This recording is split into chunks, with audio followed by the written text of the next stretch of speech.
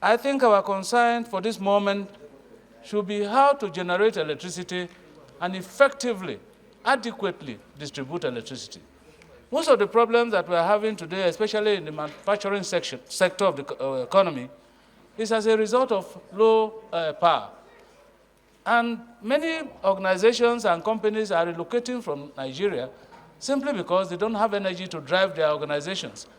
And so, Mr. President, I support this motion, and I want to say that this Senate should resolve again, like the Senate did in the 9th Senate, that the desire to raise electricity tariff should be put on hold until the distribution of electricity is adequate and proper.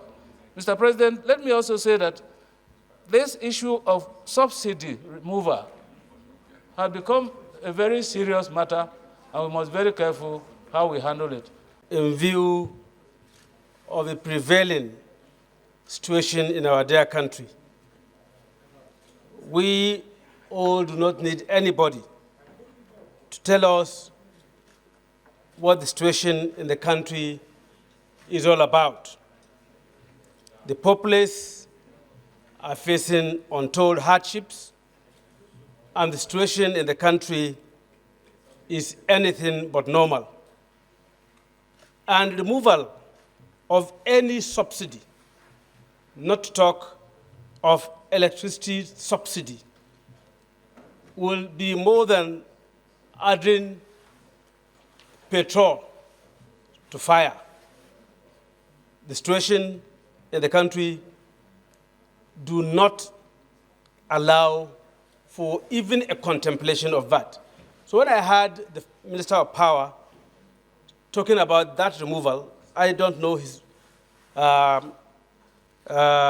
why, but I believe that is ill-timed, is insensitive to say the least, and therefore there is the need for the Senate to rise to this occasion and intervene. Let wisdom prevail in the governance of this country. We must manage the situation that we have at hand and make sure that as much as possible, we continue to give hope to the people of Nigeria. Our Senate should note with the greatest dismay the plan to increase electricity tariff by the relevant statutory authority in gross disregard of increased economic challenges with attendant widespread poverty and high cost of living. The Senate might note that the Honorable Minister of Power was reported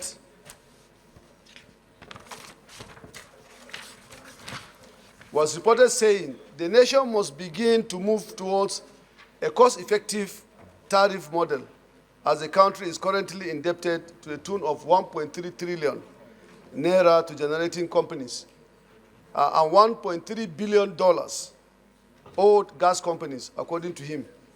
Over 2 trillion needed for subsidy.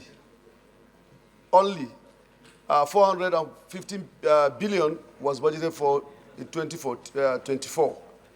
The Senate might further note that the same electricity businesses are collecting money from customers for services not rendered, when they have not added anything to the equipment they inherited from PHCN. Communities buy transformers to replace damaged ones, in addition to overburden bills and arbitrary estimates for unmetered customers. Cognizance, in a country where a greater number of population live below poverty level, with stagnant wages, rising inflation, and depreciating currency, the prospect of high electricity bill is unattainable.